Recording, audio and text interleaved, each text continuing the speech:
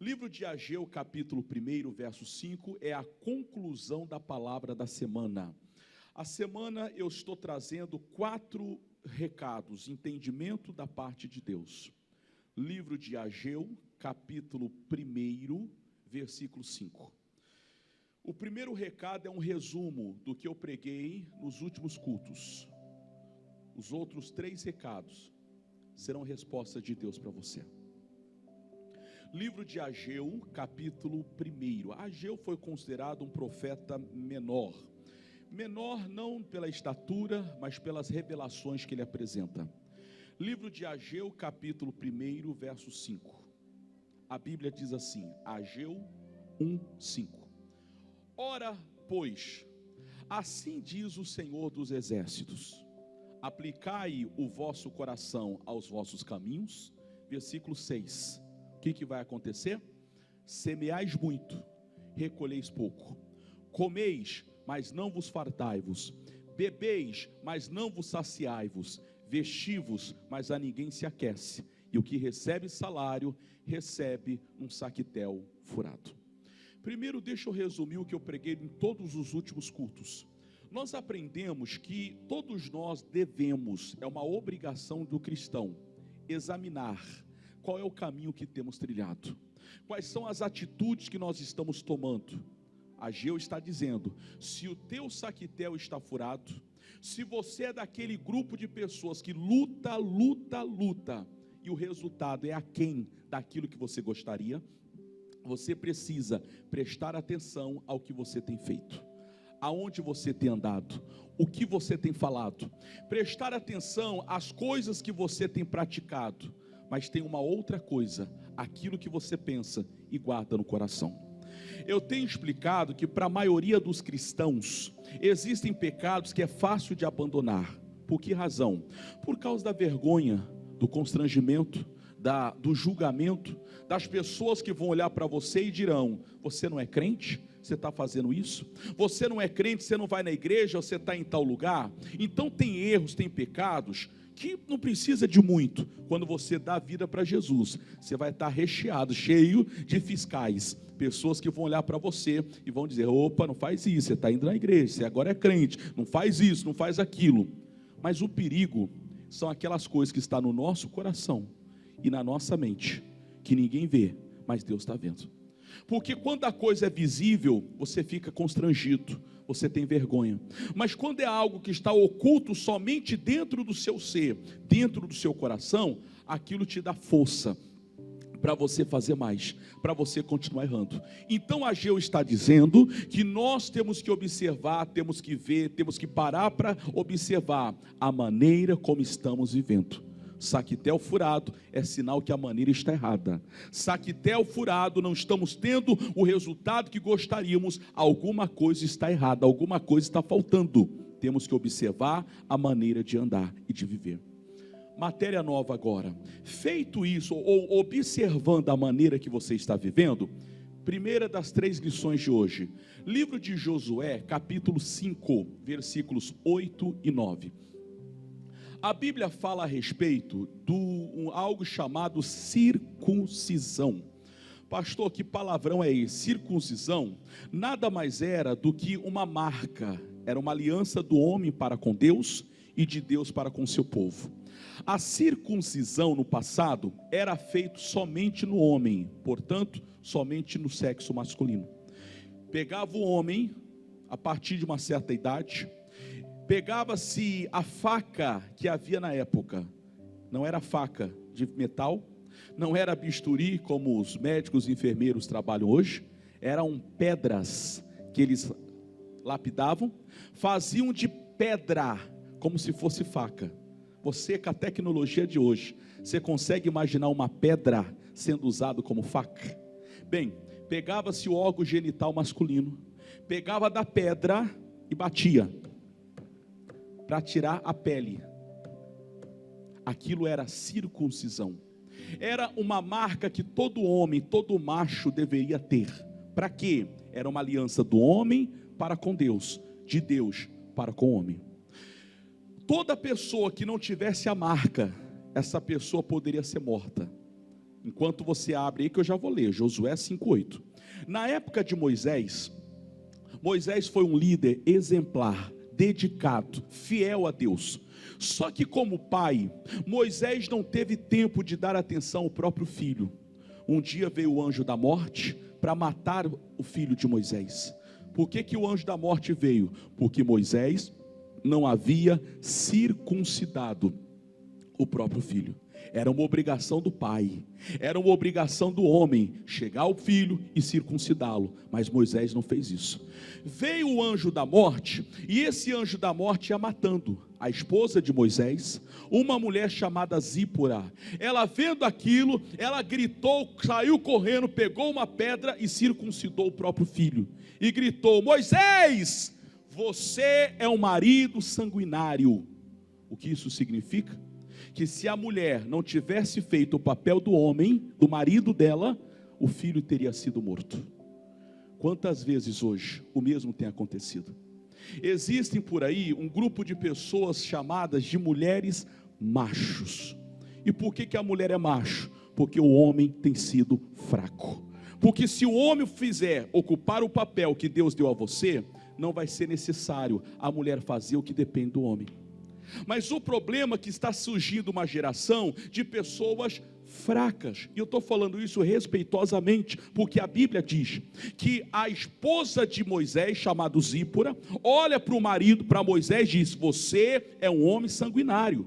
Por que razão? Moisés estava trabalhando tanto, ele sentava de manhã até o final do dia, ouvia o problema de todo mundo, mas não tinha tempo de dar atenção para o próprio filho. Sem apontar dedo para ninguém. Quem sabe você conhece gente assim, que na rua sorri para todo mundo, em casa é mal-humorado com todo mundo, sem apontar dedo para ninguém. Talvez você conheça gente assim, que na rua é atencioso, em casa é durão, é arrogante, é estúpido, é duro, com palavras, com atitudes. Moisés era um tipo de homem que agradou a Deus, que foi salvo, que morou no céu, ele foi um herói da fé. Porém, como pai, ele foi fraco. Como pai, ele foi omisso. Como pai, ele não deu atenção devida ao filho, simplesmente porque ele não circuncidou. Já deu para entender? Então a circuncisão era uma obrigatoriedade, todo cristão, todo judeu. O pai deveria circuncidar. A circuncisão era uma marca física, era uma cicatriz, era uma marca feita no menino que deveria existir. Caso contrário, Deus não seria com aquele povo. Já deu para entender? Josué 5, versículo 8. Capítulo 5, versos 8 diz assim: e aconteceu que, acabando de circuncidar toda a nação, ficaram no seu lugar no arraial até que sararam. Versículo 9. Disse mais o Senhor a Josué: hoje, hoje quando? Quando eles foram circuncidados. Hoje, repito, hoje quando? Quando eles foram circuncidados. Hoje, disse Deus, revolvi, quer dizer, eu tirei sobre vós o opróbrio, a vergonha, o vexame, a humilhação que vocês viveram no Egito. O que mais que Deus manda falar? Pelo que o nome daquele lugar se chama Gilgal até o dia de hoje. Quando é que Deus tirou a vergonha? Quando é que a história daquele povo foi mudada? Quando é que eles entram de fato na terra prometida? Quando eles foram circuncidados. No Velho Testamento, a circuncisão era para o homem, sexo masculino. No Novo Testamento é para o homem e para a mulher. No Antigo Testamento, a circuncisão era uma marca, era uma cicatriz. No Novo Testamento é algo no seu coração. Como é que hoje nós somos circuncidados? Vamos para Colossenses, capítulo de número 2, versículo 11. Colossenses 2, 11. Ainda na lição de hoje. A lição de hoje são 3. Primeiro, você precisa ser circuncidado. Circuncidada. Todos nós precisamos. E como é que nós somos circuncidados? Colossenses 2, 11. Colossenses capítulo 2, versos 11. Está escrito: no qual também estáis circuncidados com a circuncisão não feita por mão no despojo do corpo da carne, a circuncisão de Cristo. A circuncisão de Cristo. Deixa eu pausar aqui novamente. No Antigo Testamento, todo homem de Deus deveria ser circuncidado. Aquilo era um voto, era um pacto, era uma aliança entre o homem e Deus, o povo de Deus. O povo de Deus deveria. Quando eles foram circuncidados, Deus disse: agora eu tiro a vergonha do meio de vós, vocês estão prontos para entrar na terra da promessa. Josué já tinha passado o Jordão, tinha pela frente a primeira conquista, cidade de Jericó. A primeira terra a ser conquistada, a primeira cidade, o primeiro povoado a ser conquistado, cidade de Jericó. Mas Deus diz: primeiro vocês terão que circuncidar. Se você quer vencer na vida, você precisa ser circuncidado. Só que Paulo diz que hoje, para a nova aliança, a nossa circuncisão é a circuncisão de Cristo. O que isso significa? 3 coisas você precisa fazer. Primeira coisa, entregar a sua vida a Jesus Cristo, confessando-o como Senhor e Salvador da sua vida. Segunda coisa, nascer de novo, através do batismo nas águas. Quando você nasce de novo, você é salvo. Aqui na nossa igreja, desde o começo do ano, todo mês nós temos feito batismos. Todo último domingo do mês, desde o começo do ano, tem batismo. E terceiro, você deve ser cheio do Espírito Santo. Então vamos relembrar. No Velho Testamento, a circuncisão era só nos machos, nos homens. No Novo Testamento é para todo mundo. No Antigo Testamento era um corte na parte íntima do homem, na genitália, era um corte, era uma ferida, era uma cicatriz, era uma marca. No Novo Testamento é no homem e na mulher, mas não precisa haver marcas, cicatrizes, é no seu coração. Quando é que nós somos circuncidados? 3 passos: quando você dá vida para Deus, quando você nasce de novo pelo batismo, quando você é cheio do Espírito Santo, você é marcado por Deus. Você, em outras palavras, você sai da mão do diabo e você entra na mão de Deus. Quando você é circuncidado, Paulo diz: se alguém é de Deus, o maligno não toca. O inferno não pode mais tocar em você, porque você saiu das garras do inimigo e entrou nas mãos de Deus. Salmos 91, o Moisés, quem escreveu os Salmos 91, ele disse: para aquele que habita no esconderijo do Altíssimo, a sombra do Onipotente, você vai descansar. Quando você sai da mão do inimigo e entra na mão de Deus, você está guardado, você está protegido. A Bíblia diz: cairão ao teu lado, cairão à tua direita, mas você não será atingido, porque Deus vai te guardar. Amém, pessoal? Então, primeira coisa, você precisa sair da mão do inimigo e entrar na mão de Deus. Segunda verdade: toda pessoa, todos nós que entramos na mão de Deus, nós temos que agora começar a lutar, começar a dar valor, começar a viver por aquilo que é o mais importante. Preste atenção, viver por aquilo que é o mais importante. Como é que eu faço isso? Vamos para o livro de Apocalipse, capítulo 14, versículo 13. Você já deve ter ouvido aquela frase, que para o céu a gente não leva nada. Você já deve ter ouvido aquela frase que diz que o caixão não tem gaveta, porque você não pode levar nada. Agora eu vou te provar na Bíblia que tem uma coisa que todo mundo leva para o céu. É o que eu vou ler para você agora. Existe, pastor? Existe. E eu vou provar na Bíblia. Primeiro eu vou ler, para depois te falar o que é. Existe uma coisa que eu vou levar para o céu o dia que eu for. Você também. Que coisa que é essa, pastor? Apocalipse 14, 13. Apocalipse é o chamado livro das revelações. O apóstolo João, na ilha de Pátimo, ele ficou lá isolado numa ilha. Ali ele teve encontro com Deus, subiu ao 3º céu, viu revelações como nenhum outro. E uma das revelações, o anjo aparece ao apóstolo João, que escreveu o livro de Apocalipse. O livro de Apocalipse é um dos livros mais, vamos dizer assim, polêmicos, difíceis de ser pregado, porque a maioria das coisas que ali está são coisas futuras, que ainda vão acontecer. E como é que você vai falar de um futuro se ainda não aconteceu? Mas em particular, essa declaração, não resta dúvida, ela é clara. Qual é a revelação dele? Capítulo 14, versos 13. O anjo disse ao apóstolo João, vamos ver? E ouvi uma voz do céu que dizia: escreve. O que é que João escreveu? Bem-aventurado os mortos, que desde agora morrem no Senhor. Sim, diz o Espírito, para que descansem dos seus trabalhos, vírgula, lê a última frase comigo, e as suas obras o seguem. As suas obras é a única coisa que vai te acompanhar até o céu. No céu você não leva roupa, no céu você não leva joias, no céu você não leva pessoas.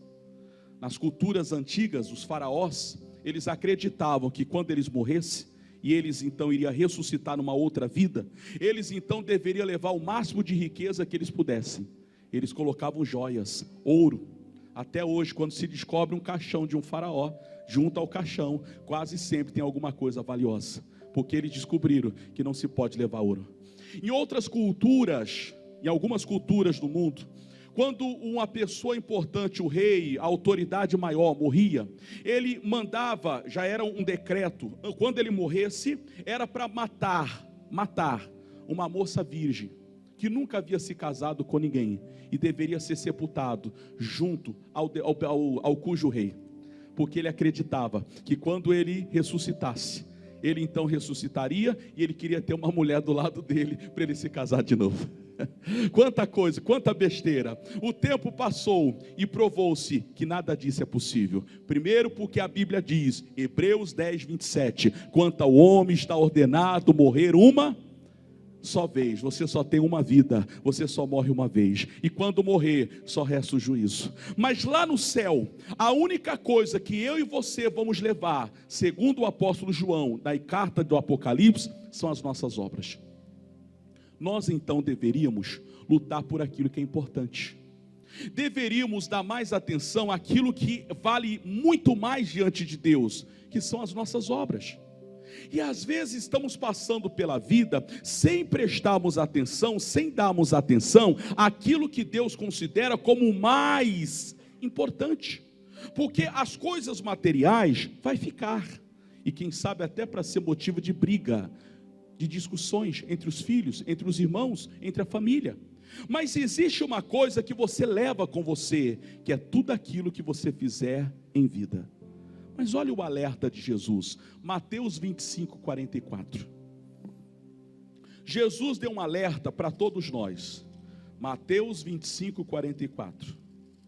Capítulo 25, versos 44. Jesus um dia chegou para os discípulos e disse, eu tive fome, vocês não me deram o que comer, eu tive sede, vocês não me deram o que beber, eu fui estrangeiro, vocês não me acolheram, eu estive nu, vocês não me vestiram, eu estava doente, vocês não foram me curar, me visitar, eu fui preso, vocês não foram me ver. Pedro perguntou, Senhor, quando é que tudo isso aconteceu que eu não lembro? O senhor está falando do quê? Eu não lembro nada disso. Jesus respondeu assim, vamos lá? Mateus 25, 44, diz assim, então ele também lhes responderão, dizendo, Senhor, quando te vimos com fome ou com sede, ou estrangeiro, ou nu, ou enfermo, ou na prisão, e não te servimos? Versículo 45, qual foi a resposta de Jesus? Então lhes responderá, dizendo, em verdade vos digo, que quando a um destes pequeninos o não fizestes, a mim, disse Jesus. Se a única coisa que eu vou levar para o céu são as minhas obras, eu deveria dar mais atenção a isso. Se a única coisa que nós vamos levar para o céu é aquilo que nós fazemos, então a pergunta é, o que é que você tem feito? Não por você, pelos outros. O que é que você tem feito pelos outros? O que é que você tem feito por alguém que está doente? O que é que você tem feito com alguém que está necessitado? Os mais velhos, eles tinham o hábito de dizer, Deus lhe pague. Todas as vezes que você faz um bem a alguém, que você estende a mão para alguém, que você ajuda alguém que não pode lhe pagar, que não pode retribuir, porque se pode lhe pagar, então é serviço, mas se não pode lhe pagar, é um presente, é uma oferta, é uma obra social, é uma obra de amor. Os antigos diziam, Deus lhe pague. Salomão afirma, a Bíblia diz no livro de Provérbios, Salomão diz que quando você fizer o bem a alguém que não pode retribuir, Deus lhe pagará. Nós deveríamos fazer mais isso, prestar um pouco mais atenção. Quantas pessoas estão, e não precisa ir para a Índia, não precisa ir para a África, não precisa ir para Angola, quem sabe aqui mesmo na nossa cidade.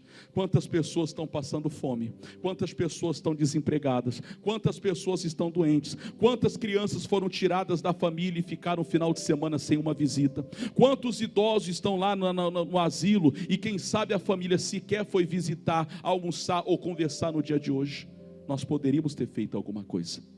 A lição para nós aqui hoje, primeiro, você precisa ser circuncidado. O que é a circuncisão? Você dá vida para Deus, você nasce de novo pelo batismo e é cheio do Espírito Santo. Segundo ponto da mensagem, a única coisa que eu e você levaremos para o céu são as nossas obras. Isso significa que isso é mais importante.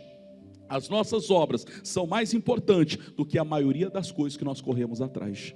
Nós deveríamos dar mais atenção. Deveríamos nos esforçar para fazer um pouco mais por alguém que precisa, por alguém que necessita, estender a mão, orar por alguém, visitar alguém e etc. Terceira lição.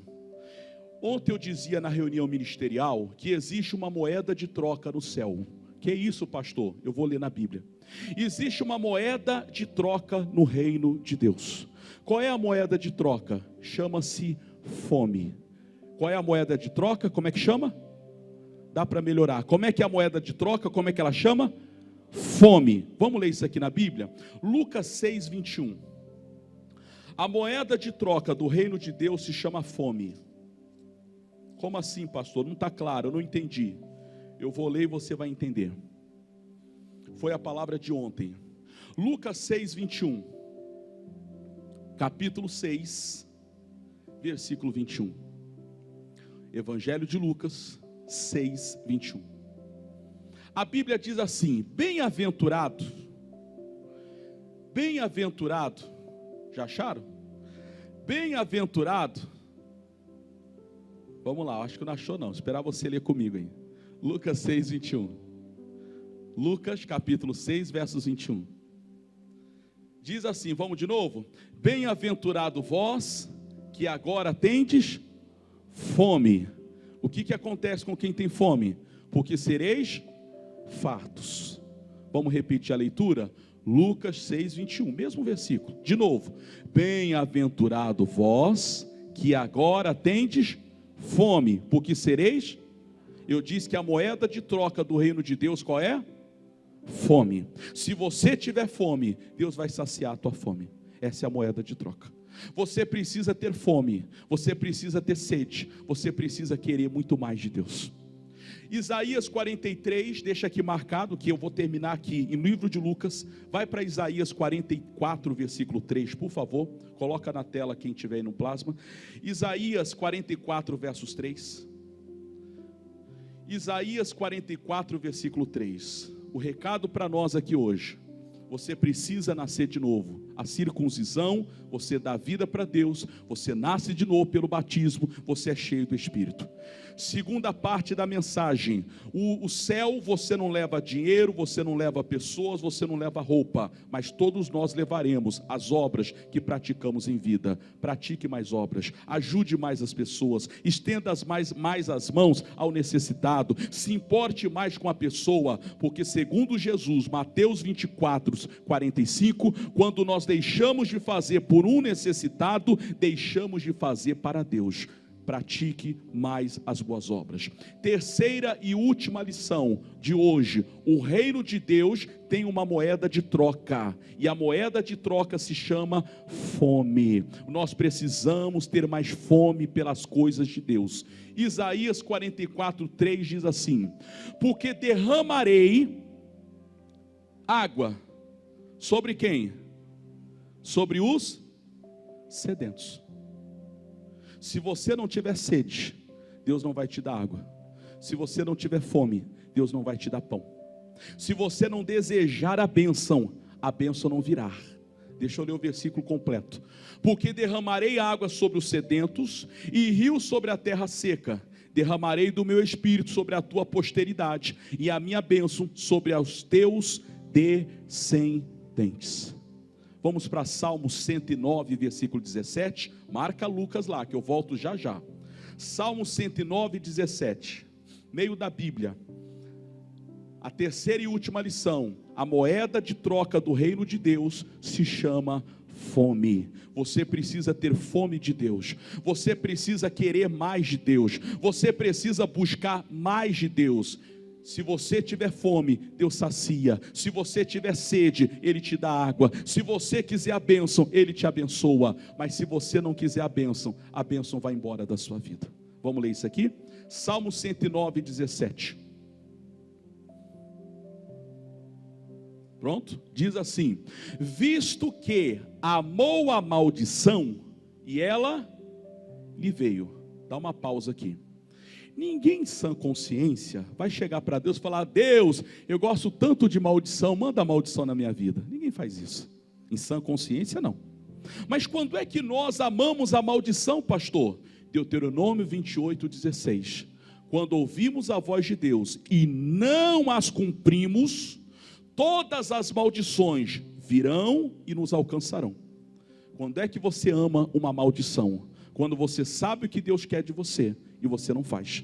Quando você já sabe, Deus já falou o que é que você tem que mudar na sua vida e você não muda. Deuteronômio 28, 16. Não amou, não praticou a palavra, a maldição veio. O salmista está dizendo: visto que amou a maldição, e ela veio. Segunda parte, que é a mensagem de hoje: e pois que não desejou a bênção. E o que a bênção faz? E ela se afasta dele. Então você está entendendo o que eu quero dizer? A moeda de troca do reino de Deus se chama fome. Você precisa ter fome de Deus, você precisa ter sede de Deus, você precisa querer ser abençoado, porque se você não quiser, Deus não vai te dar. Se você não desejar, se você não tiver fome. Na linguagem do futebol, principalmente para os homens, deve conhecer melhor, existe um jogador, quase todo time tem, que ele é chamado de fominha. É aquele que quando recebe a bola não quer tocar para ninguém. No mundo espiritual, nós deveríamos ser fominhas por Deus. Deveríamos ter mais fome.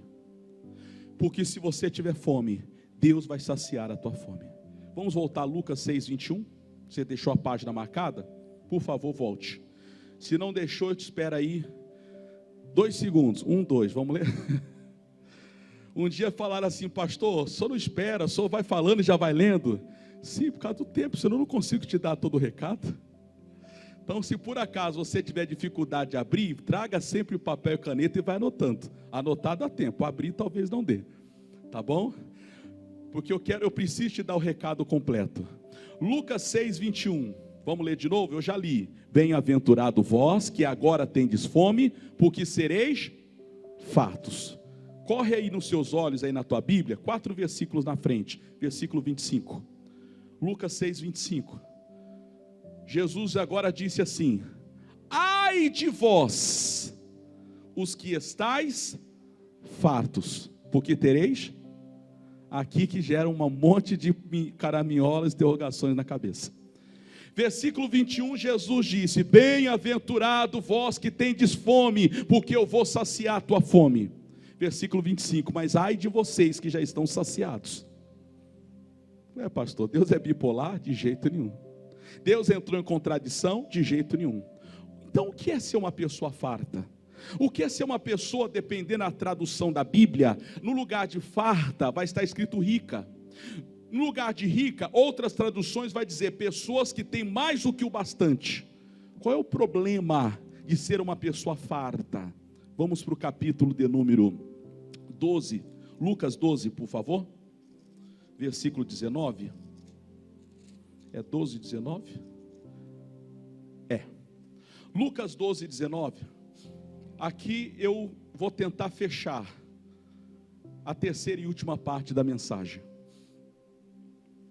O que nós aprendemos no culto de hoje? E eu vou tentar terminar aqui. Primeiro, você precisa ser circuncidado, para que Deus possa te honrar, você entrar nas promessas de Deus e ter um crescimento extraordinário. No passado a circuncisão era para os homens e era física. Hoje é para todos e ela é espiritual.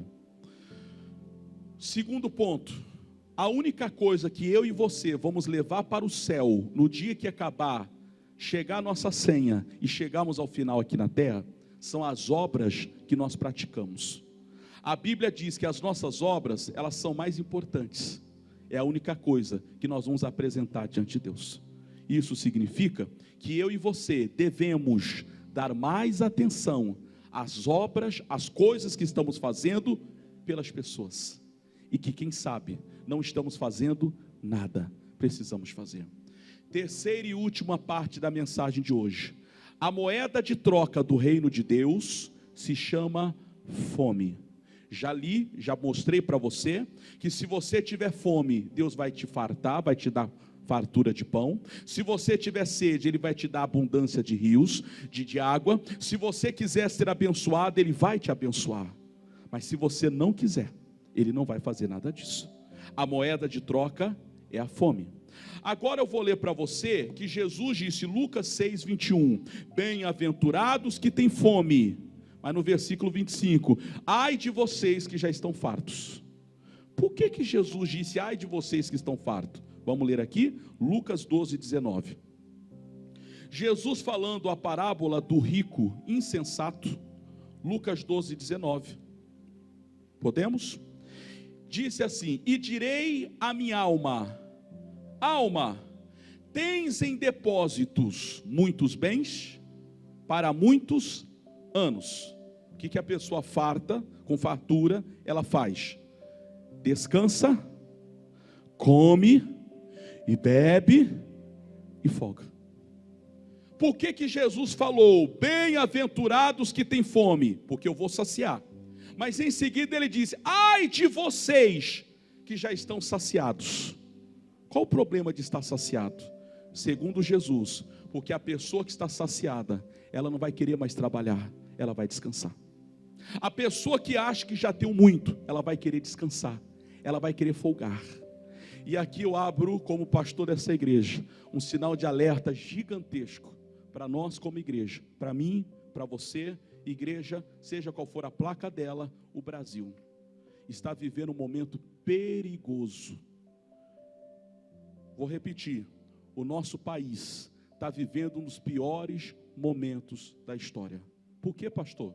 Porque nós temos tido uma multidão de crentes fartos, que querem descansar, comer e beber e folgar. Aquela geração de crente que ia para a rua evangelizar, está acabando. Aquela geração de crente que amava vigílias, está diminuindo. Aquela geração de crente que ia no hospital visitar um doente, está desaparecendo. Por que isso está acontecendo? Será que nós não estamos fartos? Será que nós não estamos sendo aquele tipo de pessoa que Jesus falou, ai de vós, porque estáis fartos? Porque toda pessoa farta, Jesus disse que vai ser uma pessoa que vai querer descansar, vai querer folgar, só vai querer comer e beber. Nada contra isso. O que Deus está dizendo é que existe um grupo grande de pessoas que está entrando no estado que a Bíblia chama de apostasia. O que é apostasia? Se acomodando na fé. Estão se acomodando na fé. Quantos são os cristãos que dizem, pastor, eu vou de vez em quando na igreja, não está bom? Outros dizem, eu já sou dizimista, não está bom? Outros dizem, eu não faço mal para ninguém, já não está bom? Não está. Porque qual é a moeda de troca do céu? Fome. Eu deveria ter mais fome de Deus, mais fome de vir nas vigílias, mais fome de vir à igreja, mais fome de ler a Bíblia e aprender de Deus, mais fome de evangelizar, de ajudar alguém que está perdido. Nós deveríamos ser mais famintos pela presença de Deus. Mas as pessoas estão se acomodando e acham que já fazem muito. Quantas pessoas quando vêm, eles dizem mais ou menos assim, pastor, já que tem culto todo dia, se não der hoje eu vou amanhã. Nada disso, eu preciso ser faminto por Deus. Hoje é dia de ir, eu vou. É dia de buscar a Deus, eu vou buscar. O perigo de você ser uma pessoa farta, biblicamente falando, espiritualmente falando, é que você vai cair no erro de achar que não precisa mais. Que não precisa mais orar, que não precisa mais vir à igreja, que não precisa mais ler a Bíblia. Afinal de contas, eu já li a Bíblia, eu já conheço, eu já sei dessa história. Quantas vezes Jesus dizia, em verdade vos digo.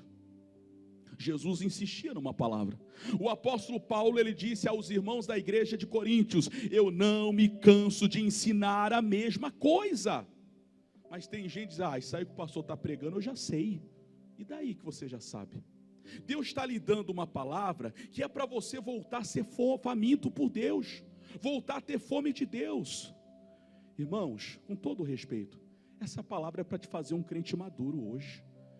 Nós precisamos ser um crente mais maduro, um tipo de cristão que vamos voltar a ter fome de Deus. E quando eu digo o perigo, óbvio que eu não posso generalizar, porque tem muita gente dando sangue pelo evangelho, tem muita gente que é de oração, tem muita gente que ainda é ganhador de almas, mas como pastor como crente há mais de 30 anos, o que eu tenho visto é que cada dia tem menos gente pregando Deus e mais gente falando de outras coisas. Menos pessoas falando do amor de Deus e mais gente pregando outras coisas. O que é que Deus está nos chamando a atenção aqui hoje? A moeda de troca do reino de Deus se chama fome. Eu preciso ter mais fome de Deus, eu preciso ter mais sede de Deus, eu preciso querer, desejar, buscar mais a Deus, me envolver mais com Ele. E isso só depende de você, isso só depende de mim, isso só depende de nós. Quando eu digo do perigo, é para te chamar a atenção. Cuidado para você não naufragar na fé. Há muito tempo, há muitas semanas eu repito essa frase: a fé não é estática. A fé, a Bíblia diz que ela é viva. A sua fé pode aumentar, como ela pode diminuir. A sua fé tanto pode ser grande, quanto ela pode ser pequena.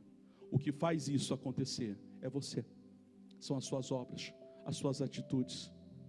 Com todo o amor que eu tenho por você, que Deus tem por nós, Deus está dizendo, cuidado para não ser um crente morno. O que é um crente morno?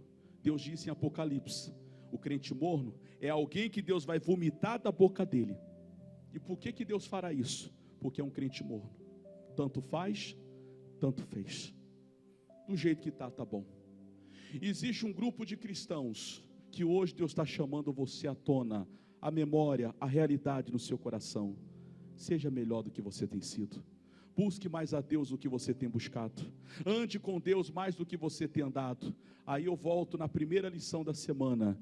Vede o caminho que vocês estão andando. Se o caminho que você está andando está cada dia te afastando da fé de Deus, é hora de você voltar. É hora de você voltar a ter aquela fé, aquele fogo, aquela paixão por Deus, aquele amor por Jesus. Volte, meu irmão. Deus está te dando hoje a chance. Deus está te dando agora a oportunidade. E só depende de você. Eu vou parar por aqui. O recado final para nós. A moeda de troca do reino de Deus se chama fome. Se você não quiser, Deus não vai te obrigar. Mas se você quiser, Deus sacia a tua fome, sacia a tua sede, te abençoa e te honra. Mas para isso, você precisa ter mais fome de Deus. Querer ser usado, querer ser ousado, querer estar na presença dEle, querer fazer mais. E se você quiser, Deus vai te usar muito mais e vai te abençoar ainda muito mais em nome de Jesus. Vamos aplaudir a Deus?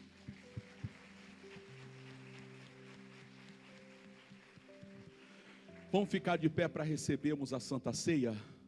Você que está em casa pela televisão ou quem está aqui pela internet, prepara o seu pão, o seu suco da uva. Se não tem suco da uva, o seu pão e a sua água. Antes de você fechar os olhos, com todo o amor de pastor que eu tenho, há 25 anos eu prego, com todo o amor de pastor, Deus está dizendo, cuidado para não ser a igreja morna, cuidado para não se esfriar na fé, cuidado para você não se tornar um tipo de cristão que já está tão farto, tão cheio, tão abastecido. E de pé mesmo, deixa eu só fazer uma reflexão com você. Você já ouviu a expressão mães Nutelas? Você sabe o que é isso? Alguém entende essa expressão? Pastor, o que é uma mãe Nutella? Para quem não sabe o que é isso, é uma expressão atual que rola nas redes sociais. Nada mais é do que aquele tipo de mãe, em comparação às mães de décadas atrás, que passa a mão na cabeça por qualquer coisa. Eu não sei se você é ou se a sua mãe era aquela geração de mãe que, se o almoço era meio-dia e o filho ou a filha chegasse 10h30, 11 horas da manhã, dizia: mãe, deixa eu comer um biscoito, uma bolacha, um sei lá o que, um chocolate. Não era assim? Ó, não deixava. Não, você não vai comer. Mas por que não? Porque senão você não vai almoçar. Porque senão você vai perder o almoço. Hoje, com todo respeito, estou falando só para brincar com você, mas as mães Nutelas de hoje é mais ou menos assim: você quer comer? Pode comer, filho. Não tem problema, não. Aí chega na hora do almoço e ele não come nem o arroz, nem o feijão, nem a salada. Porque ele já comeu a bolacha, já comeu o biscoito, já comeu o chocolate. Então, brincadeiras à parte, o que faz um crente perder a fome por Deus? Será que você não está comendo a comida errada? Hoje, com o advento da internet, você vai ter muita coisa boa, mas muita coisa estragada. Será que você não está comendo coisas erradas para ter perdido a fome de Deus? Não, pastor, já busca Deus aqui na minha casa, do jeito que eu sou. Cuidado. Se você comer comida errada, na hora errada, estragada, de fonte errada, você vai perder fome pelas coisas de Deus. Você precisa voltar a ter fome. Peça para Deus aqui hoje. Daqui a 1 minuto mais ou menos, nós vamos servir a Santa Ceia. O que é a Santa Ceia? É o corpo e o sangue de Jesus. 1 Coríntios 11, 28 diz: examine-se cada um a si mesmo. Eu não vou apontar o dedo para você, nem você aponta para mim. Cada um aponta só para si mesmo. Há alguma coisa em você que te separa de Deus? Peça perdão agora. Não há nada? Tenha paz. Pastor, e se eu tiver algo errado na minha vida? Você tem um Deus que hoje é teu advogado, misericordioso, para perdoar todos os seus pecados. É só pedir perdão e participar. Curve a cabeça e feche os olhos. Pai, obrigado a Deus pela palavra. O Senhor está nos amando, porque a Bíblia diz que o Senhor disciplina, corrige a todo mundo que o Senhor ama, que o Senhor quer bem. Hoje é Santa Ceia, Deus. Essa palavra falou muito forte ao meu coração, que nós estamos vivendo, ó Deus, dias perigosos. Há um grupo de pessoas que se sentem fartas, vêm na igreja quando querem, quando podem, oram quando dá vontade, lê Bíblia quando sobra tempo, evangeliza se não tiver mais nada melhor para fazer. Ah, Deus, nós precisamos voltar, ó Deus, ser crentes mais famintos por Deus, cristãos, ó Pai, que vamos ter mais fome das coisas de Deus. Espírito Santo, obrigado, ó Deus, por essa palavra. Agora, Pai, em segundos vamos participar da Santa Ceia. Perdoe os nossos pecados, consciente ou inconscientemente, que no momento em que nós participarmos, que seja consciente em tua memória, em o nome de Jesus. É o que eu te peço e te agradeço. E você diga: obrigado, Deus. Amém. A equipe agora vai servir para você primeiro o pão, depois o suco da uva. Se você julga-se preparado, sirva-se. Não me julgo pronto, pastor. Deixa a bandeja passar e não se sirva. Agradeça, mas não pegue. Mas se você diz: eu estou pronto, pegue. Não coma, não beba, vamos participar juntos. Por favor, equipe, pode servir. Primeiro o pão, depois o suco da uva. Cristo já nos preparou o manjar que nos comprou, e agora nos convida a cear com celestial maná que de graça Deus te dá. Vem faminto tua alma saciar, vem cear, o mestre chama, vem cear. Mesmo hoje tu te pode saciar. Poucos pães multiplicou, água em vinho transformou. Vem faminto a Jesus, vem cear. Eis discípulos a voltar, sem os peixes a apanhar, mas Jesus os manda outra vez partir. Ao tornar a praia, então, vem o fogo, peixe, pão, e Jesus que os convida a ceia vir. Vem cear, o mestre chama, vem cear. Mesmo hoje tu te pode saciar. Poucos pães multiplicou, poucos pães multiplicou, água em vinho transformou.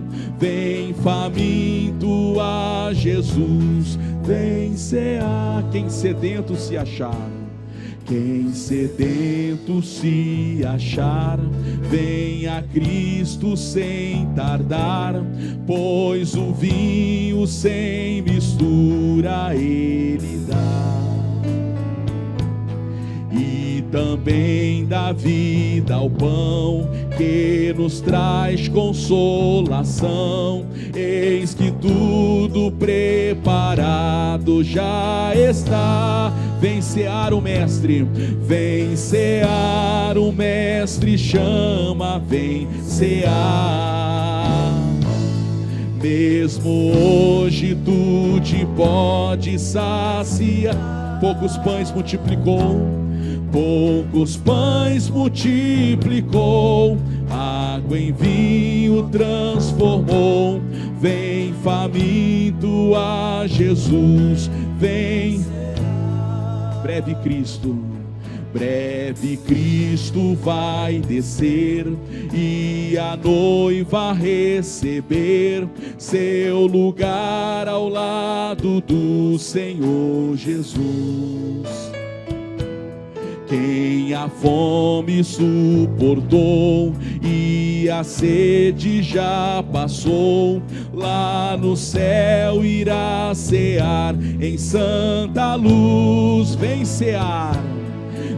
cear, o mestre chama, vem cear.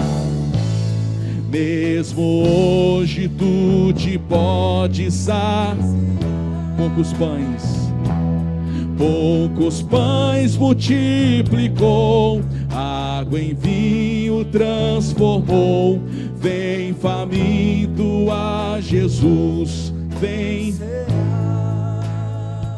Faltou alguém que queira do pão?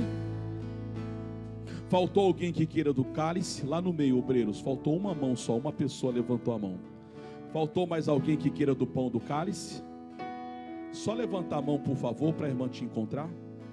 Está no meio, ela está chegando aí já. Mais alguém faltou do pão ou do cálice? Mais ninguém? Então feche os seus olhos, levante do pão para o alto. A Bíblia diz que na noite em que ele foi traído, ele tomou do pão, ele partiu e disse: é o meu corpo que é partido por vocês, comei todas as vezes em memória de mim. A Bíblia explica que a Santa Ceia é o momento para trazermos à memória tudo que Deus fez. De olhos fechados, você pode trazer à memória. A Bíblia diz que ele caminhou a via dolorosa, carregando uma cruz sobre os seus ombros, uma coroa de espinhos sobre a sua cabeça. Quando ele foi pendurado lá na caveira, no Gólgota, na hora sexta houve trevas sobre a face da terra. A Bíblia diz que, dado o momento, Jesus gritou: Deus meu, por que me desamparastes? Foi por causa dos nossos pecados, foi por causa dos nossos erros. Pai, Isaías profetizando disse: e ele foi moído pelas nossas iniquidades. O castigo que nos traz a paz foi colocado sobre ele, e pelo seu corpo, feridas e chagas, nós fomos sarados. Pai, coloque a unção sobre o pão agora, que é o teu corpo, para curar toda e qualquer ferida física, alma, emocional. Pai, coloque a unção de curar, que todos que comerem sejam curados. Em o nome de Jesus, nós participamos em tua memória, Senhor Jesus. Comam todos, você que está na igreja, quem está em casa.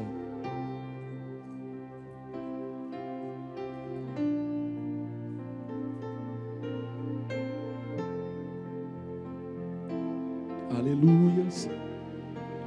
Rabaia shurikanda rakalabalabalabala churianda labá. Levante esse cálice para Deus. Deus está aqui, meu irmão. De igual modo ele tomou do cálice dizendo: é o meu sangue que é derramado por vocês.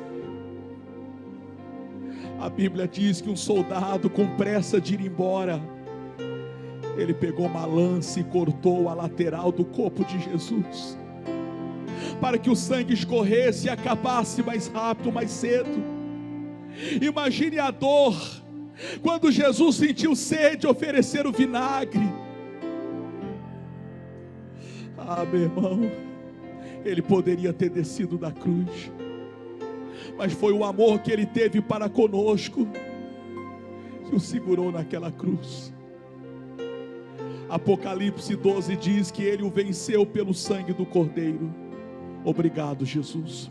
Não é mais o suco da uva, agora pela fé o sangue de Cristo, que ao bebermos nós assumimos todas as bênçãos da nova aliança. Bebam todos, é o sangue do Cordeiro.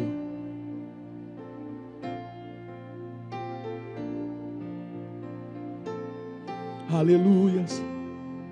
Ora balabalabala churicandara calabalabalabala churiandara calabala churiandalabais. Oh, vai dando glória, aleluia, alericando, loboloricanda, aricandalabá.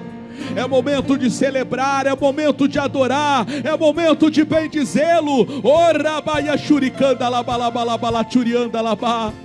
Vale dizer que Deus não precisa da nossa adoração. Lá no céu tem milhares de anjos. Somos nós quem precisamos adorá-lo. Somos nós quem precisamos bendizê-lo. Aleluias, aleluia. Rabarabarabarabara churicanda arican, loboia churicanda aricanda labá, rabaia churicando lobolobolobola churicanda aricanda labá, rabalabalabalabala churicanda aricanda aricanda labá, rabalabalabalabala churicanda aricanda arianda. Pense em toda a trajetória, pense em tudo que ele fez por nós na cruz. Se isso não for amor, meu irmão, é o amor de Deus. Aleluia, aleluia, aleluia, aleluia, aleluia, aleluia. Deixou o esplendor de tua glória, sabendo o destino aqui, estava só e ferido no Gólgota, para dar sua vida por mim. Se isso não for amor, se isso não for amor, o oceano secou, não há estrelas no céu,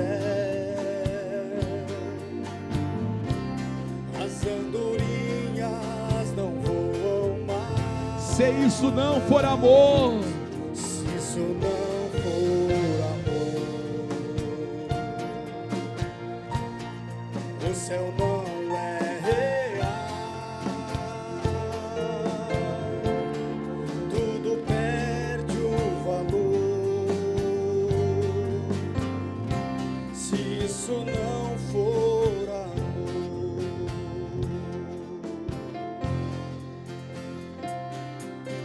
mesmo na morte lembrou-se do ladrão que ao seu lado estava,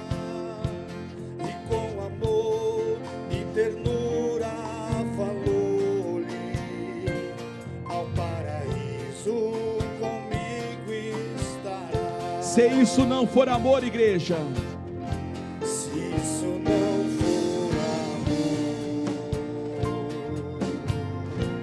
o oceano secou, não há estrelas no céu, as andorinhas não voam mais. pense em tudo que Ele fez por ti. Se isso não for amor, o céu não é real, tudo perde o valor. Se isso não for amor, A igreja, se isso não for amor, o oceano, não há estrela nos céus, as andorinhas não voam mais. Se isso que Jesus fez não for amor,